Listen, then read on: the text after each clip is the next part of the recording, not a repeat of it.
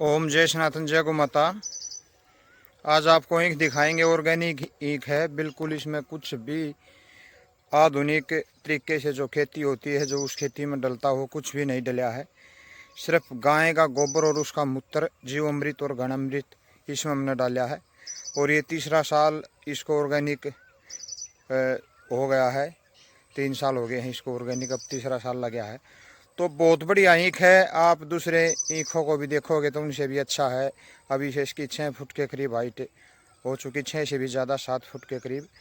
और इसका जो हमने पिछली बार देखा भी है, एक्सपेरिमेंट भी करके देखा है। इसके अंदर मतलब इतनी उत्तम क्वालिटी थी इसके रस में, तो शरीर के अनेकों रोग, जैसे लीवर संबंधी कोई भी रोग है, पेट का कोई भी रोग है, वो भी इससे दूर हुआ है।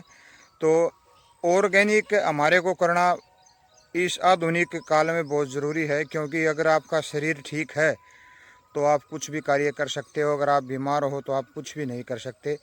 अगर आप स्वस्थ हो तो आप खेती भी कर सकते हो, व्यापार भी कर सकते हो, नौकरी भी कर सकते हो, पढ़ाई भी कर सकते हो। आप कुछ भी कार्य तभी कर पाओगे तब आपका शरीर स्वस्थ होगा। अगर आप बीमार हो तो आप कुछ भी नहीं कर पाओगे, एक जगह पर लेटे रहोगे। तो इसलिए अपने शरीर को बचाने के लिए कम से कम 1 किले से 1 एकड़ से ऑर्गेनिक की शुरुआत करो। जो भी जिसके पास सामर्थ्य है, ज़मीन है, कम से कम वो तो करें, और फिर दूसरों को भी सहयोग करवाएं। तो अभी आपको अपना ईख दिखाते हैं। और ये ऑर्गेनिक खेती बगैर गाय के संभव नहीं है। तो आपके घर में 1 या 2 गाय कम से कम ज़रूर होनी चाहिए, तभी आप ऑर्गेनिक खेती कर पाओगे। नहीं तो नहीं हो पाएगी, क्योंकि गाय का गोबर और उसका जो मूत्र होता है उस पर ही ये खेती आधारित होती है।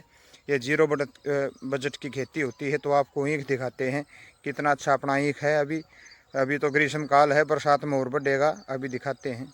देखो इसकी हाइट देखो आप, बिल्कुल 6 फुट 8 फुट के करीब अभी से ईख हो लिया है। देखो ये अपना ऑर्गेनिक ईख है। देखो ये सारा ऑर्गेनिक ईख है। और ये बहुत इसकी अच्छा फुटाव भी है इसमें। देखो बहुत बढ़िया फुटाव है। एक जूड़े में कम से भी कम 20-25 के करीब फूट निकली हुई हैं। तो बहुत बढ़िया इसकी हाइट है।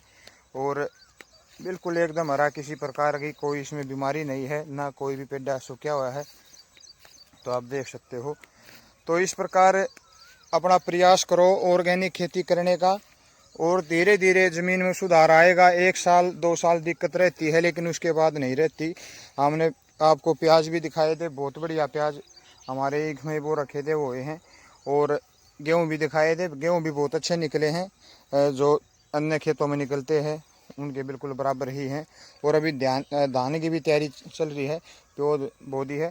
तो धान भी अच्छे निकलते हैं हर बार, अब की बार भी अच्छे निकलेंगे। तो प्रकृति से जुड़ो और जीरो बजट की खेती करो, कर्जवान बिल्कुल भी मत हो।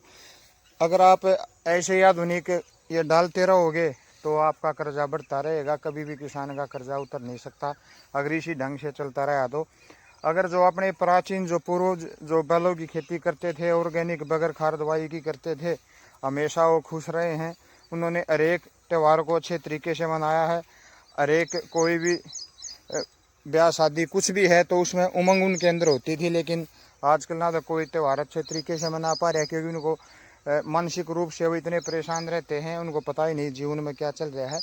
तो ऑर्गेनिक खेती करो और अपने जीवन की उन्नति करो, अपनी आत्मा की उन्नति करो, अपने शरीर को स्वस्थ रखो और अपनी गाय माता को बचाओ। ओम जय सनातन जय गौ माता।